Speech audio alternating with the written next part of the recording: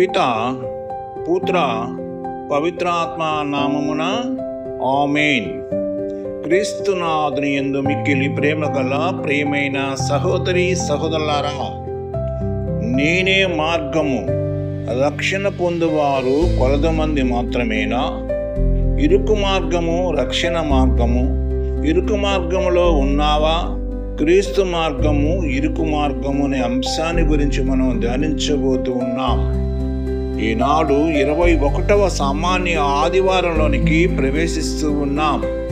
ఈనాటి దివ్య పట్టణాలని పరిశీలించి చూసినట్లయితే, మొదటి పట్టణము యెషయా గ్రంథము 66వ అధ్యాయము 18వ వచనం నుండి 21వ వచనం వరకును, రెండవ పట్టణాన్ని హెబ్రీలకు వ్రాయబడిన లేఖ 12వ అధ్యాయము 5వ వచనం నుండి 7వ వచనము మరియు 11 నుండి 13 వచనాలని ధ్యానిస్తూ ఉన్నాం. మూడవ పట్టణాన్ని పవిత్ర సువిశేషము పునీత లూకా గారి శుభవార్త 13వ అధ్యాయము 22 నుండి 30 వరకు ధ్యానిస్తూ ఉన్నాం. ఈనాటి ధ్యానాంశం మనము చూసినట్లయితే ఇరుకు మార్గాన్ని గురించి ధ్యానిస్తూ ఉన్నాం. ప్రియ సహోదరి సహోదరులారా, ఈ మధ్యన ఒక సంఘంలో రోడ్డు విస్తరణ కార్యక్రమం జరుగుతూ ఉంది.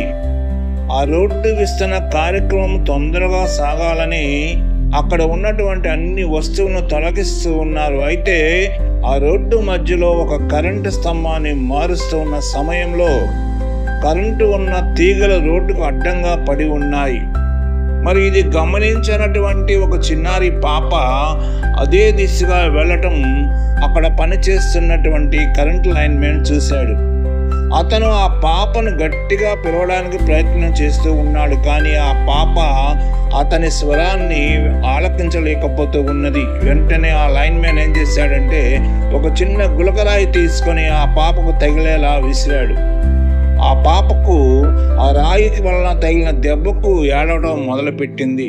అయితే అప్పుడే పరిగెత్తుకుంటూ వెళ్ళి ఆ లైన్మెన్ వెళ్ళి ఆ పాపను ఎత్తుకుని ఓదార్చి ఆ పిల్లని వారి తల్లిదండ్రులకి అప్పగించి జరిగిన విషయాన్ని తెలియచేస్తూ ఉన్నాడు. ప్రియ సహోదరి సహోదరులారా, ఒక చిన్న దెబ్బతో పెద్ద అపాయాన్ని తొలగించి ప్రాణాలు కాపాడగలిగాడు ఆ లైన్మెన్. అదే విధముగా మనం ఇరుకు మార్గంలో ప్రయాణించినప్పుడు మనకు అనేకమైనటువంటి కష్టాలు, శ్రమలు, బాధలు వస్తాయి. ఇవన్నీ కూడా శాశ్వతమైనవి కావు. అయితే అన్నీ కూడా ఒక రాయితో తగిలిన దెబ్బ లాంటివే.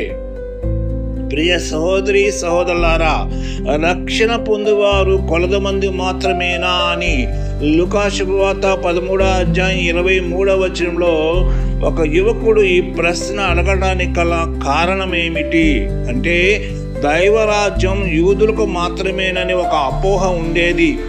అన్యులకు దైవరాజ్యంలో ప్రవేశం లేదని చాలా మంది తలంచేవారు. ఆ రోజుల్లో యూదుల్లో ఉండే అభిప్రాయం కూడా అదే. ఈ రోజుల్లో క్రైస్తవులకు కూడా చాలా బలంగా నాటుకుని పోయింది. జ్ఞాన స్నానం పొందితేనే పరలోక రాజ్యంలో స్థానం పొందినట్టే అని చాలా మంది భావిస్తూ ఉంటారు. ఈ విధంగా అంధకారంలో ఉండే ప్రతి ఒక్కరికి క్రీస్తు ప్రభువు ఒక సందేశాన్ని ఇస్తూ ఉన్నారు.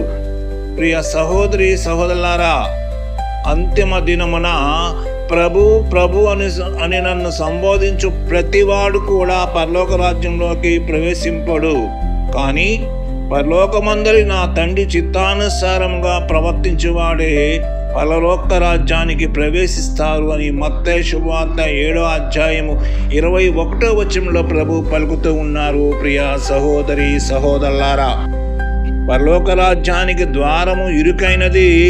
ఆ ఇరుకైన మార్గంలో ప్రయాణం చేయడానికి మనందరం కూడా సిద్ధంగా ఉండాలి. కార్య సాధనతో కష్టపడి దీక్ష దక్షతతో శ్రమించే వారికి సుఖశాంతులు కలుగుతాయి. కష్టాలు జీవిత గుణపాఠాలను మాత్రమే నేర్పిస్తాయి. విశాలంగా ఉండే ఈ ప్రాపంచిక వ్యసన సుఖ సౌభాగ్యాల మార్గంలో ప్రయాణించినట్లయితే అది మనల్ని పతనానికి దారితీస్తూ ఉన్నది.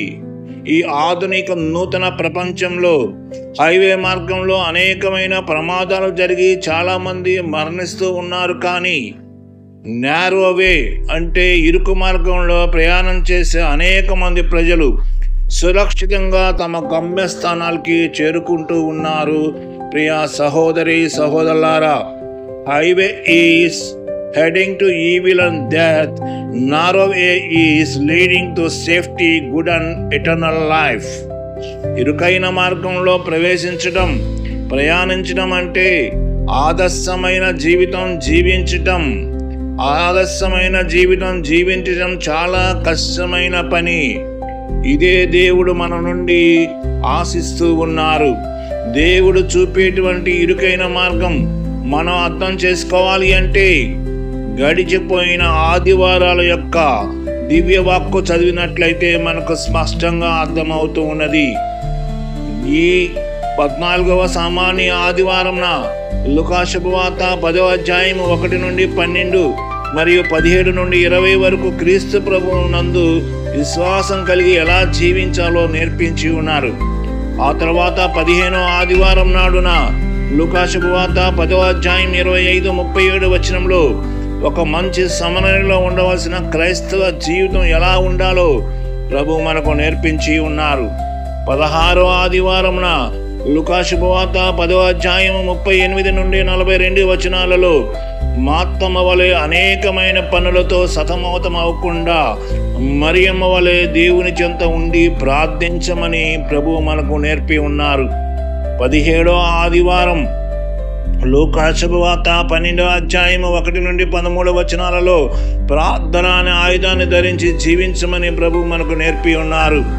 18వ ఆదివారం లూకా శుభవార్త 12వ అధ్యాయం 13-21 వచనాలలో తిని త్రాగి తందనాలాడి అవివేకులే ఉండక ఉదార స్వభావంతో జీవించమని ప్రభు మనల్ని హెచ్చరించి ఉన్నారు. ఇక 19వ ఆదివారము లూకా శుభవార్త 12వ అధ్యాయం 32-48 వచనాలలో అప్రమత్తమై జీవించి మరి ఉదార స్వభావంతో జీవించమని ఆయన మనకు ఒక సందేశాన్ని ఇస్తూ ఉన్నారు. ఇక గత ఆదివారం అనగా 20వ ఆదివారము లూకా శుభవార్త 12వ అధ్యాయం 49-53 వచనాలలో క్రీస్తును అనుసరించి జీవించటాన్ని విభేదాలకు దారి తీస్తుంది. ఇది 2 అంచుల కత్తి మీద సాము లాంటిదని ప్రభు మనల్ని హెచ్చరించి ఉన్నారు. అంటే క్రీస్తులాగా జీవించడం అంతా తేలికైన పని కాదు అని ప్రభు మనల్ని హెచ్చరిస్తూ ఉన్నారు. ఇవన్నీ మనం అనుసరించి జీవించినట్లయితే ఇరుకైన మార్గంలో ప్రయాణం చేస్తున్నట్లే. అంటే ఈ మార్గాన్ని అనుసరించమని బోధించిన తర్వాత పరలోక రాజ్యంలో ఏ విధంగా ప్రవేశించాలో ఈరోజు మనకు ప్రభు తెలియచేస్తూ ఉన్నారు. పరలోక రాజ్యంలో అర్హత తండ్రి చిత్తానుసారం జీవించిన వారికే లభిస్తుందని ప్రభు తెలియచేస్తున్నారు.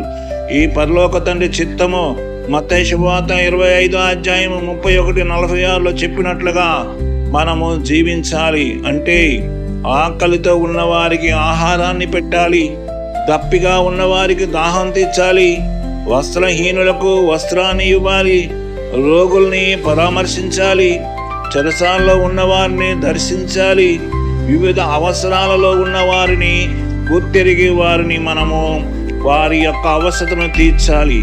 చూడండి, ఆనాడు కానా పెళ్లి ఆ సందడిలో ద్రాక్షరసం అయిపోతే మరియ తల్లి యేసునాథుని వేడుకొని వారి యొక్క సమస్యను తీర్చినట్లుగా మరియ తల్లిలో ఉన్న ఈ సుగుణాన్ని అలవాటు చేసుకోవాలి. మనము కలకత్తా నగరంలో మదర్ తెరేసా తన యొక్క ధన్య జీవితంలో ఇవన్నీ కూడా పాటించింది. ఇరుకైన మార్గంలో ప్రయాణం చేసింది. జీవితంలో ఏదైనా సాధించాలి అంటే మనలో పట్టుదల ఉండాలి, కృషి ఉండాలి, ప్రయత్నం ఉండాలి. ఇవన్నీ కూడా మనకి చాలా అవసరం. కష్టం లేనిదే ఫలితం రాదు. అందుకే కష్టే ఫలి అనే ఒక సూక్తి మనము ఆది నుండి మనము చదువుతూ ఉన్నాం. ఈ రోజున మనం స్వాతంత్ర్యంగా జీవిస్తున్నామంటే అది ఎందరో మహానుభావులు, స్వతంత్ర సమరయోధులు, పుణ్య పురుషులు, మహానుభావుల కష్ట ఫలితమని మనం గుర్తెరిగి జీవించాలి.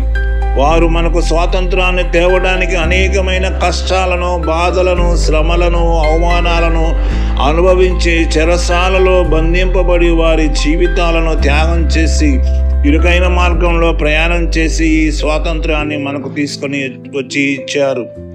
ఒక తల్లి తన ప్రసవ వేదనలో భరించలేనటువంటి వేదనను అనుభవిస్తుంది. బిడ్డకు జన్మనిస్తుంది. ఆ బిడ్డను చూసి మురిసిపోతుంది. ఆ బిడ్డ అమ్మ అని ఆప్యాయతో పిలగానే ఆ బాధను మర్చిపోతుంది. ఓ తల్లి ప్రసవ వేదన అనే ఇరుకు మార్గంలో ప్రయాణించడం ద్వారా మాతృమూర్తి అనే భాగ్యాన్ని ఆమె పొందగలుగుతూ ఉన్నది. ప్రియ సహోదరి సహోదరులారా, వీణ వాయించే వాయిద్యకారుడు వీణ తీగను బిగువుగా తిప్పేదానికి హాని కలిగించడం కాదు, కానీ దానిని మీటినప్పుడు చక్కని రాగాలు పలికించేందుకు సంగీత కచేరీ సమయంలో తబలాను శృతితో సవరించేది దాన్ని చెడగొట్టడానికి కాదు. పాటలు పాడే వారి స్వరానికి అనుగుణంగా సరైన శృతిలో ఉండి చక్కని వాయిద్యాన్ని వినిపించేందుకే. బంగారాన్ని అగ్నిలో మరిగించేది దానిలో నాణ్యతను తెలుసుకునేందుకే, కానీ దాన్ని మార్చి మసి చేసేందుకు కాదు. అదేవిధంగా ఇరుకైన మార్గంలో జీవించమని క్రీస్తు ప్రభు ఆహ్వానించడం అనేది మనం దేవుని యొక్క శాస్త్ర రాజ్యంలోకి చేరుకోవడానికి అని మనం అందరం కూడా గుర్తెరిగి జీవించాలి. ఈ రోజుల్లో చాలామంది అడిగే ప్రశ్నలు ఏమిటంటే, క్రైస్తవులైనా రక్షణ పొందేది? మరి హిందువులు, ముస్లింలు, ఇతర మతాలకు చెందిన హైందవ సోదరి సోదరులకు రక్షణ లేదా? జ్ఞానస్నానం స్వీకరించి పాపంలో జీవించేవారు రక్షణ పొందగలరా? మరి హైందవ సోదరి సోదరులు మంచి జీవితాన్ని జీవిస్తూ కూడా రక్షణ పొందలేరా అని చాలామంది ప్రశ్నలు అడుగుతూ ఉన్నారు.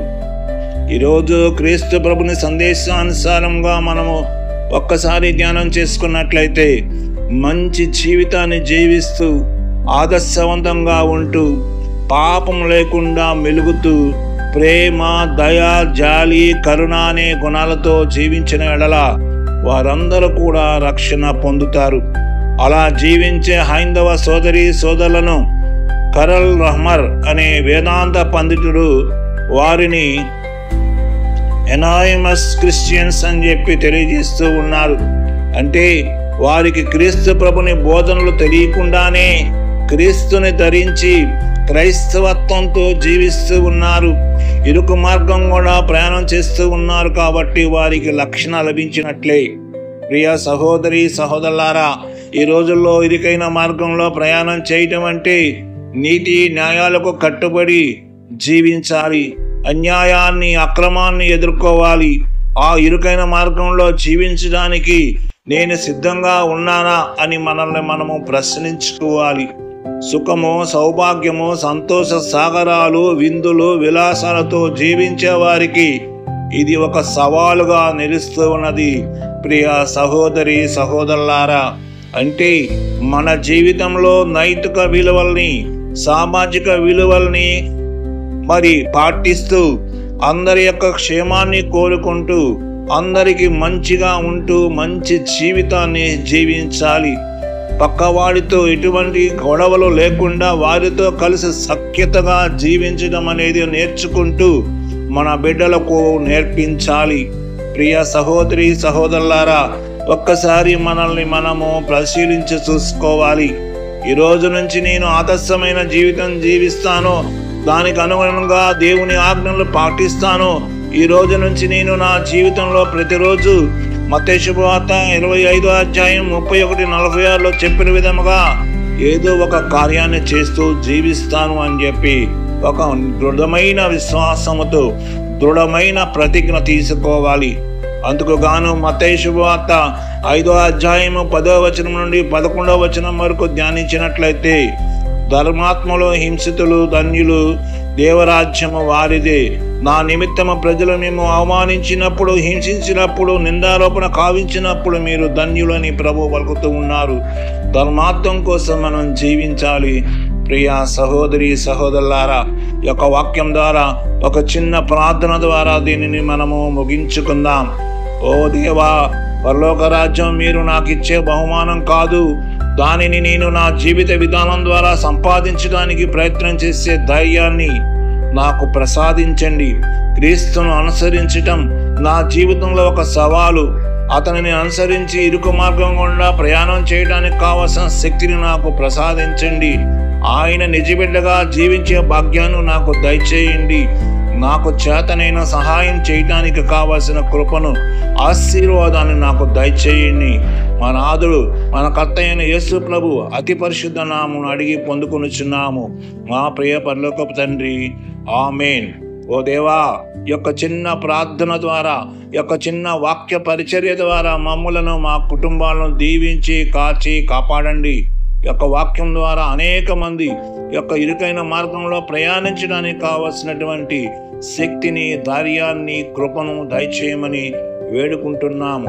చిన్న వాక్యం మనందరినీ కూడా పితా, పుత్ర, పవిత్రాత్మ నామమున దీవించి కాచి కాపాడి ఆశీర్వదించును గాక. ఆమేన్, ఆమేన్, ఆమేన్.